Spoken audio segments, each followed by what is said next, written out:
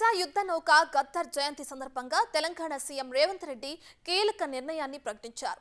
సమాజాన్ని చైతన్యం చేసేందుకు గజ్జె కట్టి గళం విప్పిన గద్దర్ పేరున అవార్డులు అందిస్తామన్నారు.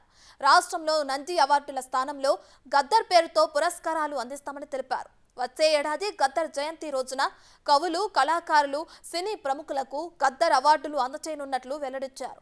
గద్దర్ మాట్లాడితే 1000 ఏనుగుల బలం వచ్చిందని, ఆ బలంతోనే గడీల ఇనుప కంచెలను బద్దలు కొట్టామన్నారు సీఎం రేవంత్.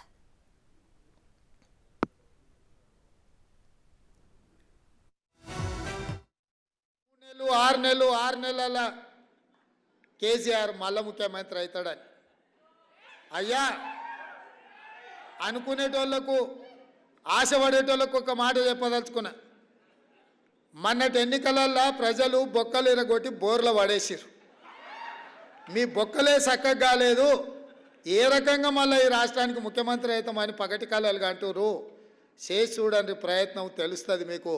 ప్రజల యొక్క ఆగ్రహం ఆనాడు నాదెండ్ల భాస్కరరావు గిట్లాంటి వేషాలు వేస్తే ఊర్లకు ఒక్కరిని కూడా రానియలే ప్రజలు. ఇవాళ అట్లాంటి ఆలోచన ఎవడన్నా చేసిండంటే గ్రామాలలో ఇక్కడ ప్రజలు గోరీలు కడతారు. మళ్ళీ మీ గోరి మీరు కట్టించుకోవాలనుకుంటే బతుకుండగానే తెలంగాణ ప్రజలు మీకు గోరి కట్టాలనుకుంటే ఇట్లాంటి విపరీతమైన కోరికలు మీ మెదడులో వస్తాయి.